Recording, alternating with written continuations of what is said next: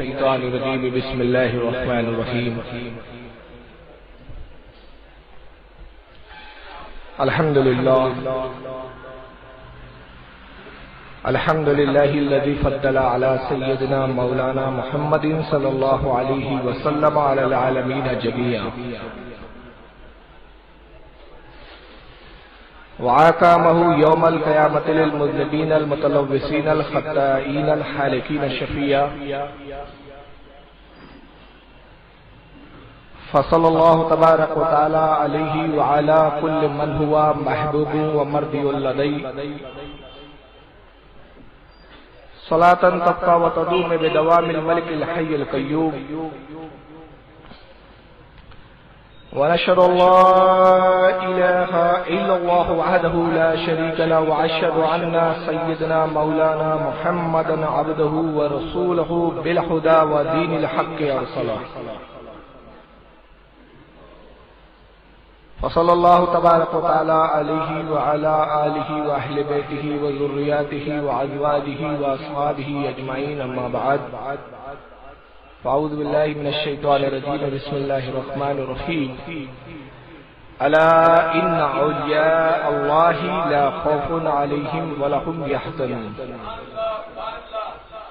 الذين آمنوا وكانوا يتقون صدق الله العظيم إن الله وملائكته يصلون على النبي يا أيها الذين آمنوا صلوا عليه وسلموا تسليما اللهم صل على سيدنا مولانا شفيعنا وحبيبنا وطبيبنا ونبينا مولانا محمد وعلى آله وصحبه وبارك وسلم صلاة والسلام عليك يا رسول الله صلی اللہ تعالی علیہ وسلم. ہر سال کی طرح اس سال بھی 2 روزہ جشن تاج الورا منایا جا رہا ہے. چھٹا سال ہے یہ جشن تاج الورا کا، لیکن اس سال تھوڑی سی جلسے میں ترمیم ہوئی، اور ترمیم یہ کہ تاریخ جو نکالی گئی موقع ایسا آیا کہ حضور شہزادہ فتنہ سید السادات حضرت سیدنا سید اشرف جہانگیر سمنانی رضی اللہ تعالی عنہ، ان کی بھی تاریخ عرس شریف آج ہی کی ہے، اور دونوں شہزادے ہیں امام علی مقام کے، اور امام علی مقام کا یہ مہینہ چل رہا ہے محرم الحرام کا. لہذا ارادہ کیا کہ آج کی بزم میں حضرت سیدنا جہانگیر اشرف سمنانی کے تعلق سے چند باتیں آپ کے گوشے گزار کروں. انشاءاللہ کل سرکار تاج الورا پہ گفتگو ہوں گی، اور جہاں تک حضرت سیدنا مخدوم اشرف جہانگیر سمنانی رضی اللہ تعالیٰ عنہ کا تعلق ہے، بہت کم معلومات ہماری قوم کو ان کے تعلق سے ہے. اتنا تو سب جانتے ہیں کہ بزرگ ہے، ولی ہے، اپنے زمانے کے غوث ہے، لیکن ان کی زندگی کن مراحلوں سے گزری، ان کی سیرت پاک تاریخ کا کتنا حسین زرین باب ہے، اس تاریخ سے ہم بہت کم ناواقف ہیں. لیکن اس سے پہلے کہ سرکار مخدوم اشرف جہانگیر سمنانی پہ گفتگو کروں، جو آیت کریمہ کی میں نے تلاوت کی اس کے تعلق سے چند باتیں گوشے گزار ہو جائے. قرآن عظیم میں پروردگار عالم ارشاد فرماتا ہے، الا ان اولیاء اللہ لا خوف علیہم ولا هم یحزنون. خبردار ہو جاؤ، بے شک اللہ کے جو ولی ہے انہیں نہ کوئی خوف ہے نہ رنج ہے. الذین آمنوا وکانوا یتقون، اور اللہ کا ولی وہ ہے جو ایمان لایا، ایمان پہ مضبوط رہا، اور جس نے تقوی اختیار کیا. قرآن عظیم کا جو خطاب شروع ہوتا ہے وہ اللہ سے ہے. اللہ کے معنی عربی زبان میں خبردار کے ہوتے ہیں،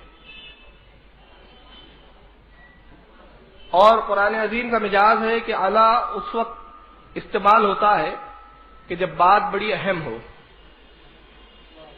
ہر زبان کا قانون اور دستور ہے کہ جب ہم کوئی خاص اور اہم بات کسی سے بیان کرنا چاہتے ہیں تو کہتے ہیں کہ خبردار. انگریزی میں اس کو دیکھا ہوگا آپ نے کہ جب جلسے یا جلوس ہوتے ہیں کہنے والا کہتا ہے اٹینشن پلیز، مہربانی کر کے آپ متوجہ ہو جائیے، خبردار ہو جائیے.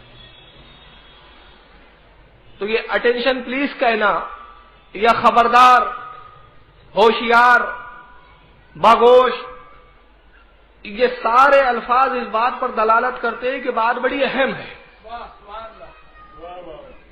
بات کی اہمیت ظاہر کرنے کے لیے خبردار کیا جاتا ہے کہ دیکھو اس بات کو جو کی جا رہی ہے عام بات سمجھ کے نظر انداز مت کر دینا، اس بات کو معمولی بات سمجھ کے اس کان سے سن کے اس کان سے نہ نکال دینا. الا خبردار ہو جاؤ، ہوشیار ہو جاؤ، ہمتنگوش ہو جاؤ، اپنی سماعت کو، اپنے ذہن و فکر کو آنے والے بتائے جانے والے کلام کی طرف متوجہ کر لو. اور ایک خاص بات دیکھیے، قرآن عظیم میں آپ جب قرآن عظیم کا مطالعہ کریں گے تو بہت کم مقامات ہیں جہاں قرآن عظیم میں الا کہہ کر اللہ تعالیٰ نے اپنے بندوں کو خطاب کیا ہے، اور جہاں بھی الا آیا وہاں تنبیہن کچھ ایسی بات ہے کہ جو بڑی اہم تعلق رکھتی ہے. ایمان سے جس کا تعلق ہو، عقیدے سے جس کا تعلق ہو، وہیں پر الا سے خطاب شروع ہوتا ہے. ایک تو یہ ہو گیا کہ الا بات کی اہمیت کو ظاہر کرنے کے لیے، اور کبھی کبھی الا بات کے نتائج سے آگاہ کرنے کے لیے بھی استعمال ہوتا ہے. مثلا میں کہوں خبردار یہ شربت نہ پینا ورنہ ہلاک ہو جاؤں گے. کوئی کہے بھائی آپ خبردار کیوں کر رہے ہیں، دیکھنے میں تو بڑا حسین خوبصورت شربت لگ رہا ہے، بڑا اچھا شربت لگ رہا ہے، اس کا رنگ بھی بڑا اچھا ہے، خوشبو بھی بڑی اچھی ہے. میں کہوں گا خبردار اس میں زہر ملا ہوا ہے. مطلب کیا ہوا کہ کسی خطرے کی آگاہی کے لیے بھی لفظ الا یا خبردار کا استعمال ہوتا ہے. میں کہتا ہوں خبردار اس اوزار سے نہ کھیلنا ورنہ زخمی ہو جاؤ گے، خبردار اس جگہ نہ جانا ورنہ مارے جاؤں گے، خبردار یہ کام نہ کرنا ورنہ ہلاک ہو جاؤں گے. تو معلوم ہوا کہ الا اور خبردار جو ہے، خبردار اس وقت کیا جاتا ہے کہ جس کے کام کرنے پر نقصان کا اندیشہ ہو. رب کائنات جانتا تھا کہ ایک ایسی قوم آئیں گی جو ہمارے دوستوں کا انکار کریں گی، ہمارے ولیوں کا انکار کریں گی، ہمارے ولیوں کا اختیار کا انکار کریں گی، ہمارے ولیوں کے تصرف کا انکار کریں گی، ہمارے ولیوں کی حیات کا انکار کریں گی، ہمارے ولیوں کی ہم سے محبت اور قرب کا انکار کریں گی. رب تبارک و تعالی جانتا تھا، اس لیے ارشاد فرمایا دیکھو الا خبردار ہو جاؤ، کہیں انہیں مردہ سمجھ کر گمراہ نہ ہو جانا. الا انہیں کبھی غیر مختار سمجھ کر، ان کے اختیار کو بے بس سمجھ کر ہلاک نہ ہو جانا. الا دیکھو یہ سمجھ کر کہ یہ کچھ نہیں دے سکتے ان کی توہین نہ کر بیٹھنا. الا دیکھو کہیں ایسا نہ ہو کہ اولیاء کرام کو تم اپنی طرح سمجھ کر مٹی میں ملنے والا نہ بتا دینا. الا خبردار ہو جاؤ، ہوشیار ہو جاؤ. بات دوستوں کی ہو رہی ہے، غیروں کی نہیں. لوگ کہتے ہیں ولی غیر اللہ ہے، اگر غیر اللہ کی بات ہوتی تو اللہ کیوں آتا؟ اللہ بتا رہا یہ غیر اللہ نہیں اہل اللہ ہے. جب بات اپنوں کی ہوتی ہے تو خبردار کیا جاتا ہے. باپ کہتا ہے بیٹا خبردار، دیکھو ہمارے انتقال کے بعد اپنی والدہ کی توہین نہ کرنا، خبردار ہمارے مرنے کے بعد بہن کو گھر سے نہ نکال دینا، خبردار میرے مرنے کے بعد پراپرٹی کے لیے نہ لڑنا. تو معلوم ہوتا ہے کہ خبردار اس وقت کیا جاتا ہے کہ جہاں ہلاکت کے ہونے کا اندیشہ ہو.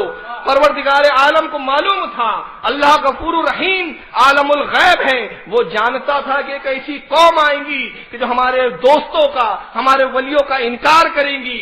اس لیے کلام الہی میں اپنے دوستوں کا مقام و عظمت بتانے سے پہلے ہی خطاب ہوا الا خبردار.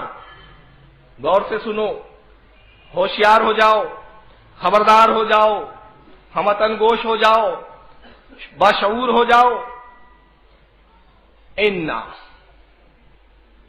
پھر بات سمجھ میں نہیں آئی، اے رب قدیر، اعلیٰ تو ٹھیک تھا، خبردار ہو گئے، ہوشیار ہو گئے، تیری بات کو سننے کے لیے بھی ہم وطن گوش ہو گئے، پھر انا کی کیا ضرورت تھی؟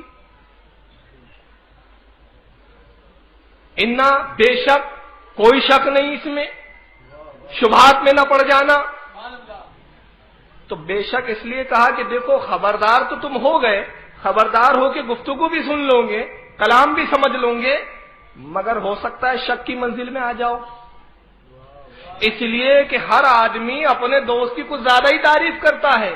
تو اس بات کو کہ دیکھو جو ولیوں کی تعریف اللہ بیان کر رہا ہے، اس بات پر محمول نہ کر لو اللہ کے دوست ہیں اس لیے اللہ نے تعریف کر دی، لیکن ممکن ہے شک، گنجائش، یہ ولی ہو سکتا ہے کہ نہیں، گنجائش یہ ولی قوت والے ہے کہ نہیں، ولی دے سکتے ہیں کہ نہیں، ولی عطا کر سکتے ہیں کہ نہیں، ولی زندہ ہے کیا مردہ ہے، یہ سارے مرحلے شک و شبہات میں ہو سکتے تھے، اسی لیے پہلے خطاب ہو گیا انا، بے شک، شک مت کرنا، ہماری ان سے دوستی پہ شک نہ کرنا، ان کے تصرف پہ شک نہ کرنا، ان کے اختیار پہ شک نہ کرنا، ان کی حیات پہ شک نہ کرنا۔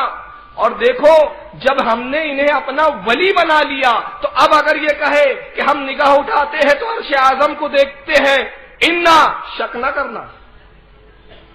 ولی کہے کہ میں عالم کو تہو بالا کر سکتا ہوں، شک نہ کرنا۔ درود شریف پڑھے، اللہم صلی علی سیدنا مولانا۔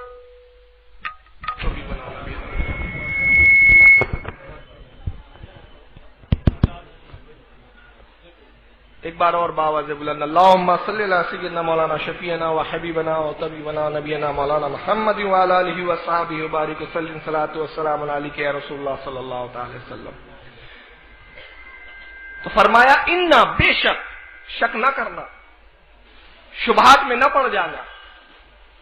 اب دو مرحلے سے جب گزار دیا اللہ تعالیٰ نے اپنے بندوں کو، خبردار بھی کیا اور شک سے دور بھی کیا، تو اب وصف بیان کر رہا ہے، اب خوبی بیان کی جا رہی ہے، اب کیا ہے ولی، اب مقام بتایا جا رہا ہے۔ الا انا اولیاء اللہ، بے شک جو ہمارے دوست ہے، جو ہمارے ولی ہے، لا خوف، انہیں کوئی خوف نہیں ہے، انہیں دنیا کا خوف نہیں، انہیں آخرت کا خوف نہیں، انہیں کسی بادشاہ کا خوف نہیں، کسی حکومت دار کا خوف نہیں، کسی سرمایہ دار کا خوف نہیں، کسی امیر کا خوف نہیں، نہ انہیں غربت کا خوف، نہ انہیں فاقوں کا خوف، نہ انہیں ہلاکت کا خوف، لا خوف، بے خوف ہے وہ۔ ہمیں خوف ہے کہ کہیں سرمایہ ضائع نہ ہو جائے، ہمیں خوف ہے کہ کہیں ہم موت سے ہمکنار نہ ہو جائے، ہمیں خوف ہے کہ ہم جتنی یہ محنتیں مشقتیں کر رہے ہیں، یہ عیش و آرام کی چیزیں اور اسباب کو ہم جمع کر رہے ہیں، مرنے کے بعد کچھ نہیں ہوگا، ہمیں مرنے کا خوف ہے۔ مگر اولیاء کرام لا خوف، انہیں موت کا بھی خوف نہیں، اس لیے کہ وہ جانتے ہیں کہ جب یہ ہمارے دوست ہو گئے تو جب اللہ تعالیٰ حی القیوم ہے، وہ زندہ ہے، تو اپنے ولیوں میں وہ صفت عطا فرماتا ہے اپنے دوستوں میں کہ مرنے کے بعد بھی زندہ ہوتے ہیں، انہیں موت کا بھی خوف نہیں ہے، ختم ہونے کا بھی خوف نہیں ہے، فنا ہونے کا بھی خوف نہیں ہے، مٹی میں مل جائے اس بات کا بھی خوف نہیں ہے، لا خوف، کوئی خوف نہیں ہے۔ اب بزرگان دین کی بے خوفی پہ اگر گفتگو ہو تو بہت کئی تقریروں کی ضرورت پڑ جائے گی کہ اولیاء کرام کیسے بے خوف ہوتے تھے۔ اب ایک بات یہاں پہ ذہن نشین کر لے کہ یہ مقام ولیوں کا ہے، اور ولی کتنا ہی بڑا ہو صحابی سے کمتر ہے، یہ عقیدہ ہے۔ غوث اعظم تمام ولیوں کے سردار ہے، مگر ایک صحابی، ایک ادنا درجے کے صحابی اس سے کمتر ہے مقام و عظمت میں۔ تو جب ولیوں کی بے خوفی کا عالم ہے، یہ ہے کہ وہ لا خوف کی منزل پر ہے، تو قربان ہو جائیے صحابی رسول امام حسین کی بے خوفی کا کیا عالم ہوگا۔ یزید تو 22,000 کا لشکر لے آیا، اگر اس سے زیادہ بھی لاتا تو ہم لا خوف کی منزل پر ہیں، کیونکہ غوث اعظم کے جد امجد ہم ہیں، تاج الاولیاء کے جد امجد ہم ہیں، تو جب ان کا وصف یہ ہے کہ یہ لا خوف کی منزل پر ہے، تو ہماری منزل تو ان سے بھی عرفہ والا ہے۔ تو اب علی اصغر کا گلا کٹتا ہے تو کٹ جائے، لا خوف، اب علی اکبر شہید ہوتے ہیں تو ہو جائے لا خوف، اب حضرت قاسم شہادت پاتے ہیں تو پا جائے لا خوف، 22,000 کا بھی خوف نہیں ہے۔ یہ ہوتی ہے ولایت کی منزل، یہ خوف کی منزل بے خوفی کی۔ اچھا پھر یہ بے خوفی وہی نہیں رہی، یہ وراثتاً چلی ہے۔ امام جعفر صادق رضی اللہ تعالیٰ عنہ کے زمانے کا بادشاہ منصور، بڑا ظالم، بڑا جابر بادشاہ، کسی نے کان بھر دیا کہ امام جعفر تیرے خلاف بغاوت کر رہے ہیں، کہیں ایسا نہ ہو کہ ان کے ماننے والے ایک فوج بنا لے، تیری حکومت پہ حملہ کرے اور تو تباہ و برباد نہ ہو جائے۔ کان میں جب بات پہنچی، جلاد کو بلایا، کہا کہ یہاں کنارے پہ کھڑے ہو جاؤ اور چھپ جاؤ، امام جعفر کو میں بلاتا ہوں، امام جعفر جب آئیں گے تو میں ایک اشارہ کروں گا، تلوار لینا، قتل کر دینا۔ کہا امیر المومنین اشارہ کیا ہوگا؟ کہا میں اپنے تاج کو 2 بار سر سے ہٹاؤں گا اور رکھ دوں گا، تو سمجھ لینا قتل کرنا ہے۔ کہا ٹھیک ہے۔ جلاد برہنہ تلوار لے کے دربار کے دروازے کے کونے پہ چھپ گیا، آڑ میں۔ سپاہی روانہ کیا گیا، جاؤ امام جعفر کو بلاؤ۔ سپاہی آیا، کہا بادشاہ وقت نے یاد کیا ہے اور فرمایا کہ اگر نہ آئے تو گرفتار کر کے لائے۔ امام اٹھے، غلاموں نے کہا سرکار ہم ساتھ میں چلتے ہیں، فرمایا کوئی ضرورت نہیں۔ نکلنے کے بعد جب دربار میں پہنچے ہیں، جیسے ہی دروازے میں داخل ہوئے، چہرے انور پہ بادشاہ کی جیسی ہی نظر پڑی، خوف زدہ امام جعفر کو کرنا چاہتا تھا، خوب خوف زدہ ہو گیا، اور اتنا خوف زدہ ہو گیا پسینے میں تربتر ہو گیا، تخت پہ کھڑا کانپ رہا ہے۔ امام جعفر جیسی دربار میں داخل ہوئے، ادب سے کھڑا ہو گیا، تخت سے اترا، ہاتھ پکڑا، اپنے بازو تخت پہ لا کے بٹھا دیا، امام کو بٹھا دیا، پسینے میں شرابور ہے، پسینے پوچھتا ہے رومال سے، امام جعفر بیٹھے ہوئے ہیں۔ کہا بادشاہ کیوں بلایا؟ کہا حضور بس زیارت کرنی تھی۔ اب جلاد تلوار لے کے کھڑا ہوا ہے کہ اشارہ ہو اور میں تلوار سے قتل کروں، پیچھے سے حملہ کروں، مگر اس کا تو یہ عالم ہے کہ خود بھی ایک خوف کے عالم میں کانپ رہا ہے، اور خوف کی شدت اتنی بڑی کہ پیاس محسوس ہوئی۔ تالی بجائی، دربان حاضر ہوا، کہا پانی کا گلاس لاؤ، پانی پیش کیا جائے۔ پانی آیا، پیالہ لے کے جیسے ہی غلام بادشاہ کو دینا چاہتا تھا، امام جعفر صادق نے اس کا ہاتھ پکڑ لیا، رک جا، ابھی پانی مت پینا۔ کہتا ہے کیا بات ہے امام؟ کہا یہ بتا اگر یہ پانی تجھے نہ ملے اس وقت،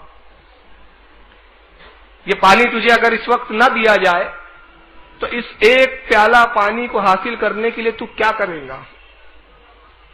کہا اس وقت اتنی شدت ہے مجھے پیاس کی کہ اگر یہ ایک پیالہ پانی مجھے نہ دیا گیا تو میں اپنی آدھی حکومت اس کے لیے دے سکتا ہوں، اس ایک پیالے پانی کے لیے۔ کہا اچھا ٹھیک ہے پی لے۔ پی لیا۔ پینے کے بعد حضرت امام جعفر فرماتے بادشاہ یہ بتا جو تو نے پانی پیا ہے اگر وہ پیٹ سے باہر نہ نکلے پیشاب کے ذریعے، پیشاب بن کے نہ خارج ہو جسم سے اور جسم میں تعفن پیدا کرے، بیماریوں کی آماجگاہ بن جائے تو تو کیا کرے گا؟ کہا کہ میں اس پانی کو اپنے جسم سے نکالنے کے لیے آدھی حکومت دے سکتا ہوں۔ ارشاد فرمایا بادشاہ جس دولت پہ جس حکومت پہ تو اکڑتا ہے خبردار ہو جا، تیری یہ پوری حکومت ایک پیالہ پانی سے زیادہ نہیں، اس سے زیادہ اس کی کوئی حیثیت نہیں۔ کہا اب بتا کیوں بلایا تھا؟ کہا حضور کہا نا کہ زیارت کے لیے بلایا تھا، زیارت ہو گئی، حضرت کوئی حاجت ہو تو بیان کیجئے، میں آپ کی خاطر تواضع کروں۔ امام نے فرمایا بس ایک ہی حاجت ہے، اور حاجت یہ ہے کہ آئندہ کبھی بلانا مت۔ کون سی منزل ہے یہ؟ لا خوف۔ یہ ہے ہمارے بزرگان دین کے جد امجد۔ اب جب وہ نکلے دربار سے تو بادشاہ سے وہ جلاد پوچھتا ہے حضور میں تلوار لیے کھڑا ہوں انتظار میں کہ اب اشارہ ہو، اب تلوار ماروں، اب اشارہ ہو، مگر میں تو دیکھ رہا تھا کہ نہ اشارہ بلکہ آپ کانپ رہے تھے، آپ نے اشارہ کیوں نہیں کیا؟ کہا بدبخت اشارہ کرتا تو کیسے کرتا، وہ منظر تو نہیں دیکھ رہا تھا جو میں اپنی ماتھے کی آنکھوں سے دیکھ رہا تھا، ایک شیر سامنے کھڑا ہوا تھا اور منہ پھاڑے فصیح زبان میں کہہ رہا تھا کہ اگر تو نے امام جعفر کو ذرا سا بھی نقصان پہنچایا تو مجھے ابھی چیر کے رکھ دوں گا۔ تو یہ بزرگان دین کا منصب ہوتا ہے، لا خوف، کوئی خوف نہیں. پھر فرمایا علیہم ولہم یحزنون، اور یہ وہ لوگ ہیں جنہیں کوئی غم نہیں. اچھا خوف ایک الگ ہے، غم الگ ہے، دونوں میں بڑا فرق ہے. مختصر آپ سن لیے، خوف مستقبل ہے اور غم ماضی ہے.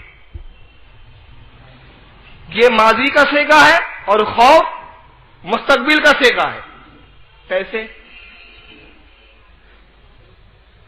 دولت ہم نے کمائی برباد نہ ہو جائے اس بات کا ہمیں خوف ہے، تو یہ کون سا ہوا؟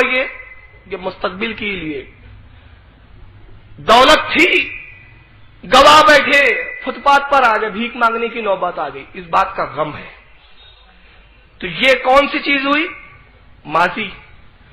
تو غم ماضی کے لیے ہوتا ہے، خوف مستقبل کے لیے ہوتا ہے. بچہ پڑھ رہا ہے، پچھلی بار فیل ہو گیا تھا، غم ہے. اس بات کا اسے شدت سے غم ہے کہ پچھلی بار پڑھائی نہیں کی تو فیل ہو گیا، اور اب پڑھ رہا ہے اس خوف کے ساتھ کہ کہیں اب پھر فیل نہ ہو جاؤں. تو خوف کا تعلق مستقبل سے ہوتا ہے، غم کا تعلق ماضی سے،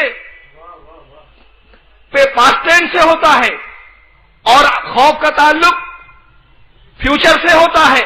تو یہ دو چیزیں ہیں، ایک ہے فیوچر، ایک ہے پاسٹ ٹینس، یعنی جو گزر گیا، جو چیز گزر گئی اس بات کا غم ہوتا ہے، اور جو چیز ہونے والی ہے، خطرے والی ہے، اس بات کا خوف ہوتا ہے. قرآن عظیم اپنے ولیوں کے بارے میں کہتا ہے لا خوف علیہم ولا ہم یحزنون، ان کی زندگی اتنی پاک ستھری ہوتی ہے کہ اس میں کوئی ایسا گناہ نہیں ہوتا کہ جس پر یہ رنج کرے، اور لا خوف، انہیں اس بات کا خوف نہیں ہوتا کہ اس گناہ کے عوض انہیں شرمندہ کیا جائے، اس کا خوف نہیں ہوتا. اب ایک بات سمجھ میں آ گئی کہ اولیاء اکرام وہ ہوتے ہیں کہ نہ جن کو پچھلی بات کا غم، نہ آنے والی بات کا خوف. اب ہر انسان کی زندگی دیکھیے، ہم نے گناہ کیا اس بات کا ہمیں غم ہے، اور یہ غم شدت سے کب ہوگا؟ آخرت میں. آخرت میں ہوگا نا. اچھا اسی آیت سے بزرگان دین کی شفاعت بھی ثابت ہوتی ہے. اب وہ کیسے؟ دیکھیے اسی آیت کریمہ، اسی ایک آیت پہ اگر آپ گفتگو کریں تو تمام اولیاء اکرام کے اختیار سے لے کر ہر چیز کا آپ دلیل دے دیں گے انشاءاللہ اسی آیت سے. اتنی فصیح و بلیغ آیت ہے. آخرت میں ہمیں بڑا رنج ہوگا، بڑا غم ہوگا. کس بات کا؟ حدیث پاک میں آیا ہے کہ رسول اللہ فرماتے بروز قیامت بندہ اپنی اسے ایک چھوٹی سی نیکی کے لیے بھی پچھتائے گا، غم کرے گا جو اس نے معمولی سمجھ کے چھوڑ دی تھی. اس بات کا اس کو غم ہوگا. گناہ کیے غم ہوگا کہ یہ گناہ نہ کرتا تو آج حساب دینا نہ پڑتا. چوری کی غم ہو رہا ہے، آخرت میں اسے غم ہوگا. تو غم کب ہوگا؟ جو چیز گزر گئی اس تعلق سے ہوگا. اور خوف اس بات سے ہوگا کہ کہیں جہنم کا مژدہ نہ سنا دیا جائے، جہنم کی وعید نہ سنا دی جائے کہ جہنم میں جانا ہے، اس بات کا خوف ہوگا. لیکن قرآن اپنے ولیوں کے بارے میں کہتا ہے کہ لا خوف علیہم ولا ہم یحزنون، نہ انہیں کوئی خوف ہے نہ کوئی غم ہے. مطلب یہ ہوا کہ جس وقت بروز قیامت ہر بندہ نفسا نفسی کے عالم میں ہوگا اور نفسی نفسی پکارے گا، وسیلہ ڈھونڈے گا. اولیاء اکرام کی وہ جماعت ہوں گی کہ جنہیں اپنے پچھلے گناہوں کا گناہ کیا ہی نہیں تو اس بات کا غم نہیں ہے اور بخشے نہ جائے اس کا کوئی خوف ہی نہیں ہے. تو یہ وہ منزل ہوں گی کہ کہیں گے کہ آج ہم بے غم ہے، ہم بے خوف ہے. آؤ خوف زدہ تاکہ ہم تمہارے خوف کو دور کر دیں، آؤ غم زدہ تاکہ ہم تمہارے غم کو دور کر دیں. یہ وہ مقام ملے گا جو شفاعت کا مقام ہوگا. یہ ہے شفاعت، اور ایسا ہی شفاعت کریں گا. اب دیکھیں شفاعت کرنے کے لیے بھی صلاحیت چاہیے نا. ایک مثال دیتا ہوں. ایک صاحب کو پولیس والے پکڑ کے لے گئے،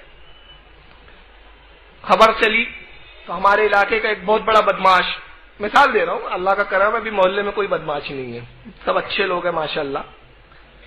ایک سمجھنے کے لیے محلے کا ایک بہت بڑا بدماش پولیس اسٹیشن پہنچا. جانے کا کہا صاحب یہ بچے کو چھوڑ دو، یہ بچہ بڑا اچھا ہے، یہ بڑا نیک بچہ ہے، بہت اچھا ہے. پولیس والا کہیں گا ضمانت؟ کہا صاحب میں ضمانت دیتا ہوں نا. بولیں گے ہمیں بدبخت تیری خود کی ضمانت نہیں ہے، تو خود تڑی پار، تو خود جو ہے گناہوں کا لبادہ اڑے ہوئے ہے، کون سا جرم ہے؟ ابے تو دکھا کیسے؟ تو ابھی تڑی پار میں نا، تو ناگپور میں کیسے ہے؟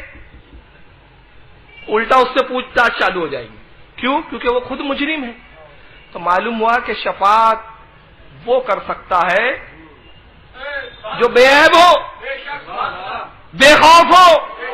تو ولی بے خوف اس لیے ہے، انہیں معلوم ہے کہ ہم سے پوچھتش ہوں گی ہی نہیں اس بات کی کہ تو نے یہ کیا تھا تو تو شفاعت کیسے کر رہا ہے. اس بات سے وہ بے خوف ہے، اور غم نہیں ہے انہیں اس بات کا کہ کیا ہی ایسا کچھ پاپ نہیں کہ جس پہ غم کرے، رنجیدہ ہو جائیں، شرمندہ ہو جائیں. تو معلوم ہوا کہ اولیاء کرام شفاعت اس لیے کریں گے کہ وہ لا خوفن کی منزل پر ہے. اچھا ایک بات اور دیکھیے اس میں آپ، اب یہ شفاعت کی ایک بات ہوئی، اسی آیت سے آپ اولیاء اکرام کے اختیار کو بھی ثابت کر سکتے ہیں. یہی ایک آیت پہ ہم گفتگو کرتے جائیں تو بہت باتیں نکلیں گی انشاءاللہ. ولیوں کے ہر فضیلت اس کو آپ کو اس آیت میں مل جائے گی. کیسے؟ آج ایک طبقہ جو ہے وہ ولیوں کے تصرف اور اختیار کا ہی منکر ہے. انہوں نے یہ سمجھ لیا کہ کچھ کر بیٹھنا یہ صرف اللہ کی شان ہے، اور یہ بندے کے لیے بتا دیا آپ نے تو شرک ہو گیا. حالانکہ اسلام کا ایک نظریہ ہے کہ اللہ تعالیٰ اپنے بندوں کو اختیار دیتا ہے. ہمارے ہاں دو چیزیں ہیں، ایک ہوتی ہے ذاتی چیز، ایک ہوتی ہے عطائی چیز. تو اللہ کسی مریض کو شفا دے یہ اس کی ذاتی ہے، یہ ذاتی وصف ہے، اس کا ذاتی تاثیر، اس کی خصوصیات ہے کہ وہ شفا عطا فرماتا ہے.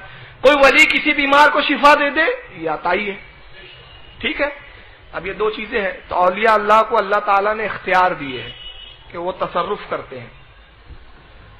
چنانچہ کسی بھی ولی کی اگر کرامت پہ کوئی شک کرتا ہے تو وہ اس آیت کا انکار کرتا ہے. کیسے؟ اب وہ سنیے. ایسے ایک موقع پہ ایک جگہ میں بیان کر رہا تھا، واقعہ یہ تھا کہ سرکار غوث اعظم رضی اللہ تعالیٰ عنہ ایک مجلس میں خطاب فرما رہے ہیں، مشائخ بیٹھے ہوئے ہیں، پہاڑی علاقہ، ایک بارات ڈھول بجاتے ہوئے گزر رہی تھی. شور ہوا، غوث اعظم کو اپنا کلام لوگوں تک پہنچانے میں دشواری ہوئی، تکلیف ہوئی. غوث اعظم کو جلال آیا، ارشاد فرمایا کہ یہ پتھر کے کیوں نہیں ہو جاتے. غوثیت کلام غوث تھا، جتنی بارات تھی سب پتھر کی شکلوں میں ہو گئی. مجلس سے ایک ہیبت طاری ہو گئی، کسی کی مجال نہیں، کسی میں جرأت نہیں کہ غوث اعظم کی بارگاہ میں سفارش کر سکے. سرکار جانے دیجیے. بہت دیر گزر گئی، غوث اعظم کی مجلس ختم ہوئی، سرکار غوث اعظم اپنے گھر تشریف لے آئے. تقریباً کئی روز تک، 15-20 دن تک وہ بارات پتھروں کی شکل میں رہی. اہل بغداد جاتے ان کو دیکھتے اور عبرت حاصل کرتے، مگر کسی میں اتنی جرأت نہیں کہ جلال غوثیت کا مقابلہ کر سکے. ایک دن 15 یا 20 دن کے بعد حضرت والا اپنے حجر اقدس میں بیٹھے ہوئے ہیں. آپ کے صاحبزادے حضرت عبد الوہاب، شیخ عبد الوہاب رضی اللہ تعالیٰ عنہ پیر دبا رہے ہیں سرکار کے. فرمایا صاحبزادے آج ہمارا دریائے سخاوت جوش پہ، ہم بڑے خوش ہیں، آج کچھ مانگنا ہو تو مانگ لو. اچھا یہ کون کہیں گا مانگنا ہے تو مانگ لو؟ لا خوفن. کیونکہ اس آیت میں ولیوں کا اختیار بھی ثابت ہوا. کیسے؟ اب میں ایک مجلس میں کہتے کہ بات اس پر یاد آ گئی، نقطہ یاد آ گیا، سنتے چلیں. ہم جب کہتے ہیں کہ ولیوں سے مانگنا جائز تو کہتا ہے ولی دے نہیں سکتے. ابے گدے اسی آیت میں ثابت ہوتا ہے دے سکتے ہیں. اسی آیت میں، ایک آیت پہ تو گھنٹوں بول جائے، اسی آیت پر، بلکہ بڑی بڑی تفسیریں لکھ دی جائے اس آیت پہ. ولی کو تو خود اختیار نہیں، وہ تو خود مر کر مٹی میں مل گئے. اور ایک آیت لائی جاتی ہے، اکثر وہابڑے لاتے ہیں، تم ان لوگوں کو پکارتے ہو جو اپنی ناک کی مکھی نہیں ہٹا سکتے. یہ آیت بتوں کے لیے، بت کی ناک پہ مکھی بیٹھ گئی تو بت مکھی نہیں ہٹا سکتا. ابے ولی تو مردوں کو ہلا دیتا ہے، مکھی کیا ہے؟ اور اگر مکھی کسی مزار پہ بیٹھ جائے تو بدبخت انہیں اس کو بے بسی دے گا. نہیں، یہ ولی کا کرم ہے کہ بڑے چومے تو ہم تجھے بھی تصرف سے نوازتے ہیں، مکھی تجھے بھی حق ہے کہ ہمارا بوسہ لے. یہ ہمارا عشق رہتا ہے. مکھی اس لیے نہیں چومتی کہ بے بسی بتانا، اس لیے مزاروں پہ بیٹھتی ہے کہ سرکار ہمیں بھی تو قدم بوسی کا موقع دیجیے. یہ سوچ کا فرق ہے. قرآن نے کہا تم انہیں پکارتے ہو جو سن نہیں سکتے، انہیں پکارتے ہو جو اپنے ناک کی مکھی نہیں ہٹا سکتے. ہم نے کہا بے بیوقوف، یہ آیت بتوں کے لیے آئی اور تو ولیوں پہ فٹ کرتا ہے، کتنا بدبخت ہے. اس پہ تو کئی بار مناظرے بھی ہوئے. ارے عام مردہ سن سکتا ہے. حدیث پاک میں آیا کہ جب تم قبرستان جاؤ تو کہو السلام علیکم یا اہل القبور، اے قبر والو تم پر سلام ہو. صحابہ اکرام نے عرض کیا یا رسول اللہ کیا یہ سنتے ہیں؟ ارشاد فرمایا کہ سنتے ہی نہیں بلکہ بڑھ کر جواب دیتے تمہارے کان نہیں کہ تم انہیں سن سکو. یہ بخاری شریف میں حدیث ہے. اچھا ابھی اس عقیدے پہ بات آ گئی ہے تو چلیں آگے. قبرستان گئے آپ مومن پورے کے، گیٹ کے اوپر سے ایک صاحب نے پکارا السلام علیکم یا اہل القبور، اے قبر والو تم پر سلام ہو. وہ آخری کونے کا مردہ بھی سنتا ہے، اور جو کہے نہیں سنتا اس نے حدیث کا انکار کیا. تو وہ آخری مردہ بھی سنتا ہے، وہ گندا ناپاک گناہگار مردہ بھی سنتا ہے. تو جب یہ گندے ناپاک گناہگار مردے سن سکتے ہیں تو ایک اللہ کا ولی کتنا بڑھ کے سنتا ہوگا.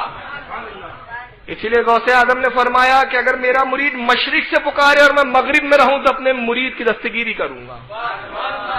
یہ عبد القادر جیلانی کا قول ہے، بڑے بڑے علماء نے اس کو نقل کیا ہے. تو میں عرض کر رہا تھا کہ ولی دے نہیں سکتے، مکھی نہیں لا سکتے. ہم نے کہا بھائی نہ دے تو غلط ہو جائے گا کلام الہی. اب کیسے آگے سنیے. ایک صاحب میرے پاس آئے، میں بیٹھا ہوا تھا، میں نے آنے والے صاحب کے دیکھ کر جان لیا. ایک اس کو یوں سمجھ لیے، چلیے میں آسانی سے سمجھاتا ہوں. میں اپنے گھر میں بیٹھا تھا، میرے ایک دوست آیا، کہا کہ ابھی فلاں صاحب آنے والے آپ سے 10,000 روپے مانگیں گے. اب میرے کو 10,000 روپے دینا نہیں ہے اور میں دے بھی نہیں سکتا، میرے پاس ہے ہی نہیں. تو میں کیا کرتا ہوں، جیسی وہ آنے والے ان کے ٹائم سے پہلے گھر سے بھاگ جاتا ہوں. آئے انہوں نے آواز دی فاروق بھائی ہے، فاروق، گھر سے کہا کہ نہیں ہے.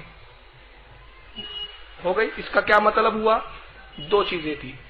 ایک تو میں نے یہ کیا کہ صاحب میں دے نہیں سکتا، انکار کروں گا تو انہیں تکلیف ہوں گی، تو یہ معاملہ تھا نا. تو میں کیوں گیا؟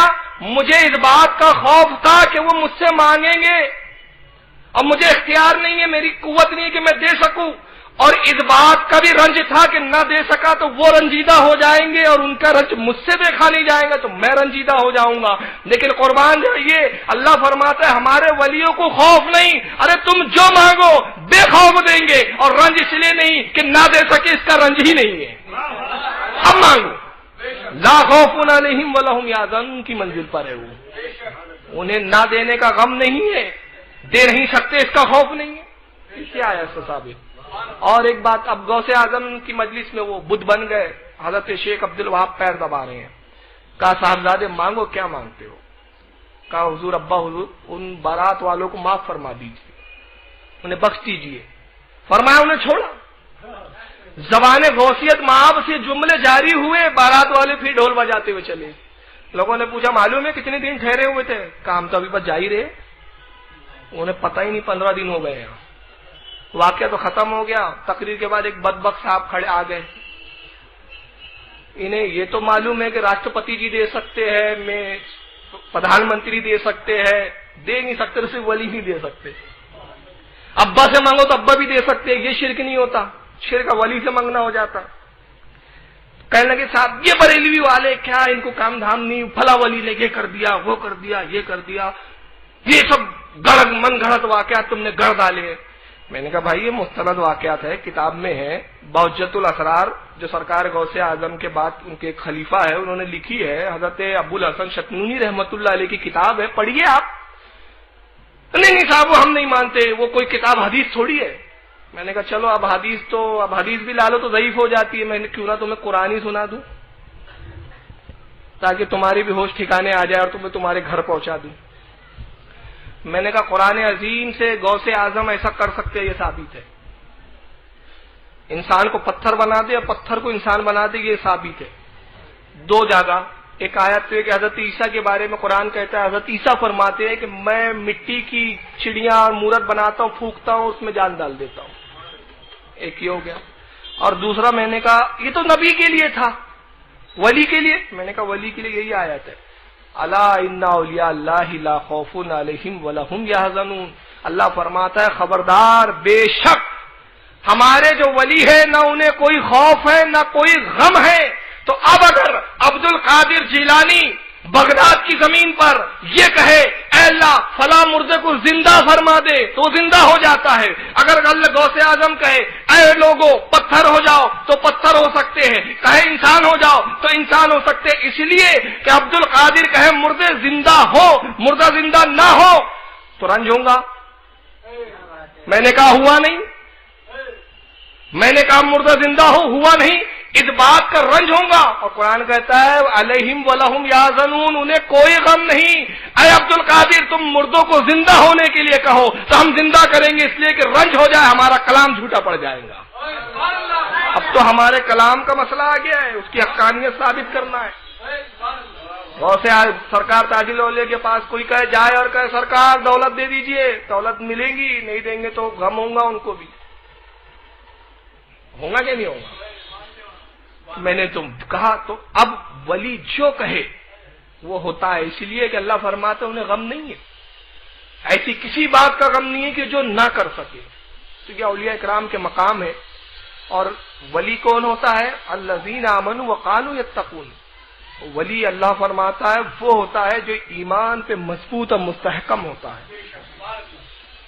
اور مستحکم ہونے کے بعد تقوی کو اختیار کرتا ہے، وہ اللہ کا ولی ہوتا ہے۔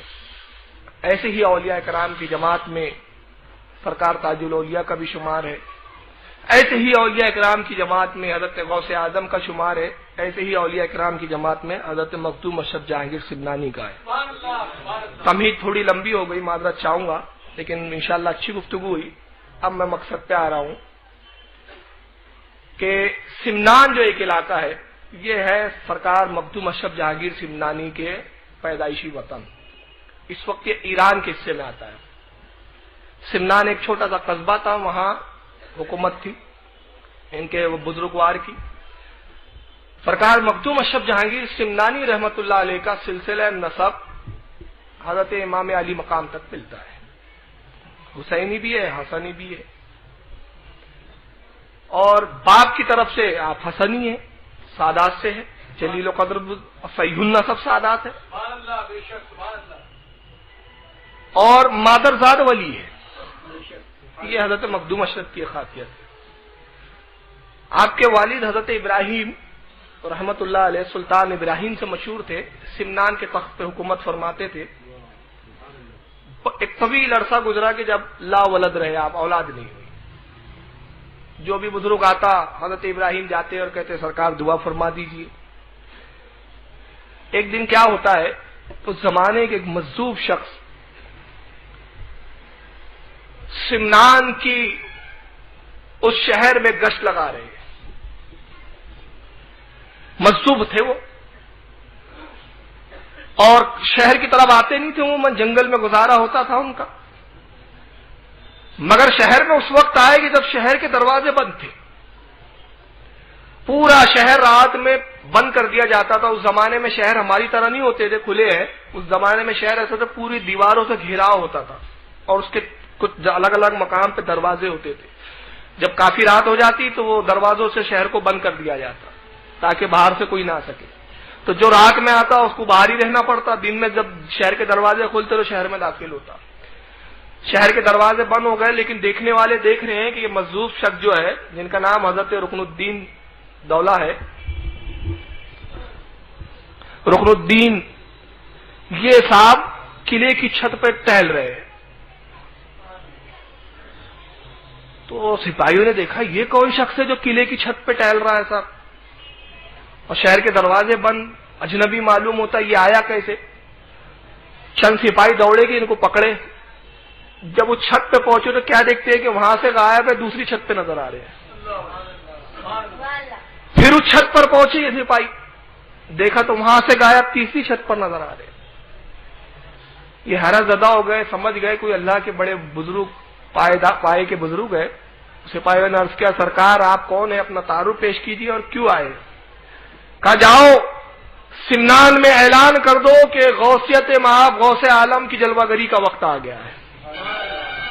یہ پہلے شخص ہے رکن الدین جنہوں نے مخدوم اشرف جہانگیر سمنانی کی بشارت دی ہے۔ دوسرے دن حضرت ابراہیم سلطان ابراہیم تخت پہ بیٹھے ہوئے اچانک یہ دربار میں آ گئے صاحب، بکھرے ہوئے بال، زلفیں بکھری ہوئی، گندا لباس۔ سپاہیوں نے روکنا چاہا، سلطان نے اشارہ کیا آنے دو۔ قریب پہنچے، سلطان ادب سے کھڑے ہو گئے، تخت پہ بٹھایا، کہا سرکار زیارت سے مشرف فرمایا، دعا فرما دیجیے اللہ تعالیٰ اولاد عطا فرمائے۔ کہا سلطان ابراہیم اسی کی تو بشارت دینے آئے ہیں۔ اور اللہ تعالیٰ تمہیں کوئی معمولی نہیں بلکہ وقت کا غوث عطا کرے گا. یہ لو. اب ہاتھ پھیلایا تو سلطان ابراہیم دیکھتے ہاتھ خالی تھے، جب کھولا تو اس میں ایک سیب تھا. سیب دیا، کہا آدھا خود کھاؤ آدھی اپنی بیگم کو کھلاؤ. انہوں نے سیب کے 2 حصے کیے، آدھا اپنی ملکہ کو کھلایا آدھا خود کھا لیا. حضرت مخدوم اشرف سمنانی رحمت اللہ علیہ سے آپ کی والدہ حاملہ ہوئی. یہ بزرگ چلے گئے، اس کے بعد پھر کبھی نظر نہیں آئے. اور پھر اس رات نظر آئے جس رات میں حضرت مخدوم اشرف جہانگیر سمنانی کی ولادت ہوئی. اور یہ پھر قلعے کی چھتوں پہ کھڑے ہوئے ہیں اور وہاں سے اعلان کرتے ہیں لوگوں غوث عالم کا دنیا میں تشریف لانا تم سب کو مبارک ہو. اس کے بعد جو غائب ہوئے تو پھر کبھی نظر نہیں آئے. بس 2 موقعوں پہ سمنان کے شہر میں نظر آئے. حضرت سیدنا مخدوم اشرف جہانگیر سمنانی رحمت اللہ علیہ کی ولادت ہوئی. اس کے بعد ان کے ایک اور بھائی بعد میں اور پیدا ہوئے، بڑے صاحبزادے آپ ہی تھے. والد نے بڑی بہترین تعلیم کا انتظام کیا، وقت کے بڑے بڑے اساتذہ پڑھانے کے لیے رکھ دیے گئے. ہر ولی نے پڑھا ہے، کوئی ولی ایسا نہیں جو جاہل رہا ہو. آج پڑھے لکھے بیوقوف ہے، جاہل ولی بنے پھر رہے ہیں. آج معاملہ ہی الٹا ہے. گانجا پی رہا ہے اللہ کا ولی ہے، مسجد جانا نہیں ہوتا عرش اعظم پہ نماز ہو رہی ہے اس کی. عجیب معاملہ. مگر آپ تاریخ اسلام کا پورا مطالعہ کر جائیے، روئے زمین پر کوئی ولی جاہل کبھی نہیں ہوا. حضرت امام شافعی رحمت اللہ علیہ فرماتے ہیں اللہ جب کسی کو ولایت دیتا ہے تو پہلے علم دیتا ہے. کیوں؟ دیکھو پھر وہ آیت آ جائے گی علیہم ولہم یاذنون، انہیں غم نہیں. اب ایک ولی ہو اور جاہل ہے. اب مولوی صاحب پہنچ کر کہا ولی صاحب بتائیے پاکی کا کیا مسئلہ ہے، انہیں مسئلہ ہی نہیں معلوم، غم ہو جائے گا ان کو. ارے یار اپنے کو تو معلوم ہی نہیں ہے. قرآن کے خلاف ہو گئی یہ بات. اور جہالت کتنا بڑا غم ہے. ارے جہالت تو اتنا بڑا غم ہے، اتنا بڑا غم ہے کہ جو پڑھ نہیں پاتے زندگی بھر اپنی اولاد سے کہتے بیٹا آج تک ہم پچھتا رہے ہیں، پڑھ لیتے تو کچھ قابل بن جاتے، پڑھ لیتے تو اچھے ہو جاتے. یہ تو عام مشاہدہ ہے. تو جہالت اتنا بڑا غم، اور قرآن کہہ رہا ہمارے ولی کو غم نہیں ہوتا. تو ولی جاہل ہو سکتا ہے، شرمندہ ہو سکتا ہے، ولی سپر ہوتا ہے. اب وقت کا ایک انجینئر آئے اور ولی اس کے ساتھ نہیں یہ مسئلہ میں نہیں بتا سکتا، یہ ولی نہیں ہوتا. ولی تو وہ ہوتا ہے ہر مسئلے کا حل یہاں ہے، جہاں تیرے علم کی رسائی ختم ہوتی ہے وہاں سے ہمارے علم کی ابتدا ہوتی ہے. یہ ولی ہوتا ہے. اب چیلم خور ولی ہے، پینٹ شرٹ پہننے والے ولی ہے، سارے ہندوؤں کا جمگٹھا لے لیا اللہ کے ولی ہے صاحب. واہ بھائی کلمہ ٹھیک سے یاد نہیں، نماز طہارت کے مسئلے نہیں معلوم ان کو، پاکی ناپاکی کے مسئلہ نہیں معلوم، غسل کے کتنے فرض ہے یہ پوچھ لو تو ان کو پتہ نہیں، مگر ولی ہے. تو یہ ولی نہیں ہے، یہ بیوقوف ہے. یہ ایسے لوگوں سے بچنے کی ضرورت ہے. لیکن مخدوم اشرف جہانگیر سمنانی اللہ کے حقیقی ولی تھے. والد صاحب نے بہترین استاد لگائے. 4 سال کی عمر میں حضرت مخدوم اشرف جہانگیر سمنانی نے قرآن کریم کو حفظ فرمایا. 4 سال کی عمر یہ ولایت تھی. اور 14 سال کی عمر میں آپ اپنے وقت کے سب سے بڑے محدث تھے. 14 سال کی عمر سند فراغت حاصل کیا آپ نے، فقیہ ہوئے. اور 14 سال کی عمر میں شہزادے ہونے کے باوجود علماء اکرام آپ سے مسائل میں رائے لیا کرتے تھے. یہ مقام تھا مخدوم اشرف جہانگیر سمنانی کا. اور بات آئیں گی انشاءاللہ آخری وقت میں، بھول جاؤ تو یاد دلا دینا کہ وصال کے وقت علم کے تعلق سے ایک ایسی پیاری بات مخدوم اشرف سمنانی نے فرمائی کہ اگر بندہ اس بات کو گاڑ باندھ کے اپنے پاس محفوظ کر لے، اس پہ عمل کرے تو پوری زندگی کامیاب ہے، آخرت بھی کامیاب ہے. 14 سال کی عمر میں عالم دین ہو گئے. ابتدائی سے عبادات ریاضات یہ حضرت مخدوم اشرف کی صفت ثانیہ تھی، یہ خوبی تھی آپ. مگر یہ 14 سال کا پورا عرصہ ایسا گزرا کہ شہزادگی کے عالم میں بڑے ناز و انداز میں، بڑے عظمت کے ساتھ، بڑی جاؤ حشمت کے ساتھ زندگی گزری. ایک دن اچانک شکار کے لیے آپ نکلے، تفریح کے ارادے سے جنگل میں پہنچے. ایک بزرگ سے ملاقات ہوئی، سفید داڑھی سفید زلفیں، بڑا نورانی چہرہ تھا. ایک ٹیلے پہ بیٹھے ہوئے.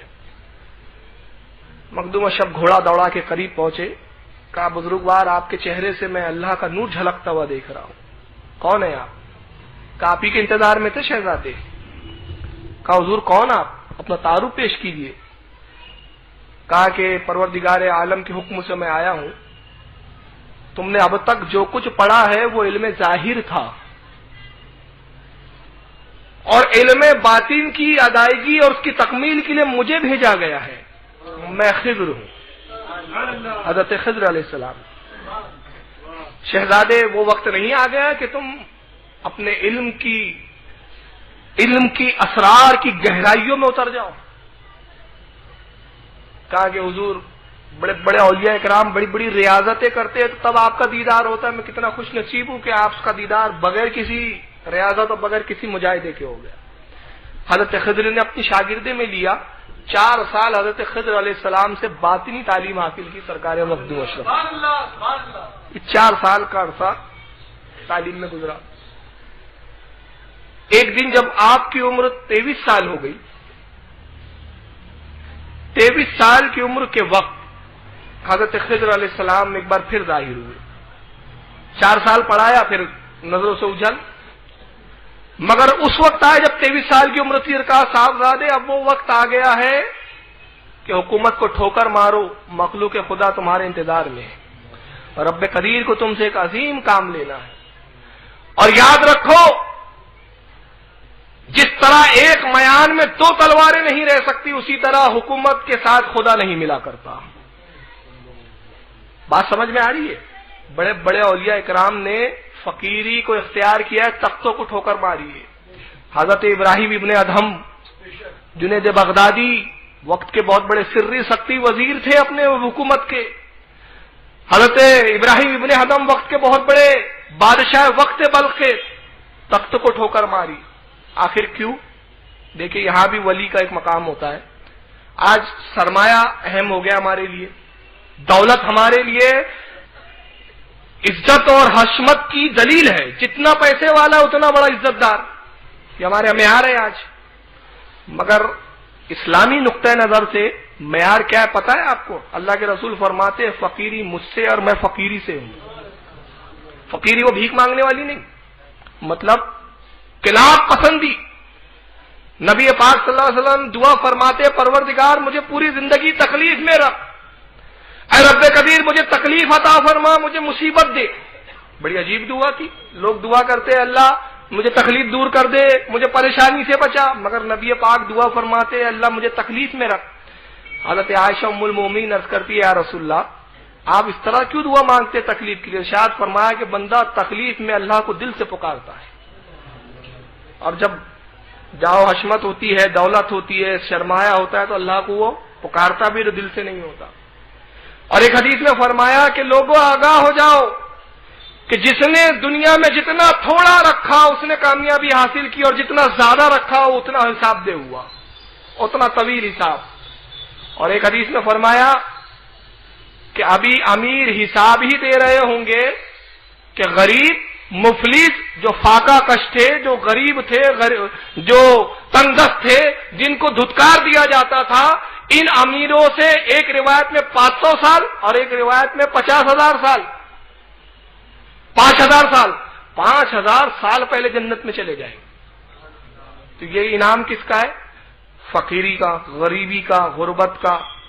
اور دوسری چیز یہ ہے کہ اس وقت حدیث میں آیا کہ امیر کہیں گے کاش ہم دنیا میں 60 سال 70 سال دولت مند والی زندگی نہیں گزارتے، تو آج 5,000 سال پہلے جنت میں چلے جاتے۔ تو اب اللہ کا ولی حساب کتاب میں مبتلا رہے، پائی پائی کا حساب لے، اللہ کو کب گوا رہا ہے؟ تو اس طرح آ کہ تجھے حساب کا بھی خوف نہ ہو، لا خوف ان کی منزل ہے تیری، غم نہ ہو کہ یہ دولت کو میں نے غلط جگہ ضائع کیا۔ اس لیے اے جنید، اے مخدوم، اے اشرف جہانگیر، حکومت کو چھوڑ دیجیے۔ 23 سال کی عمر میں حضرت خضر نے حکومت کو تخت کو ٹھوکر مارنے کا حکم دیا۔ کہا سرکار پھر کدھر جانا ہے؟ فرمایا کہ ہندوستان میں تمہاری ولایت کا حصہ رکھا ہوا ہے،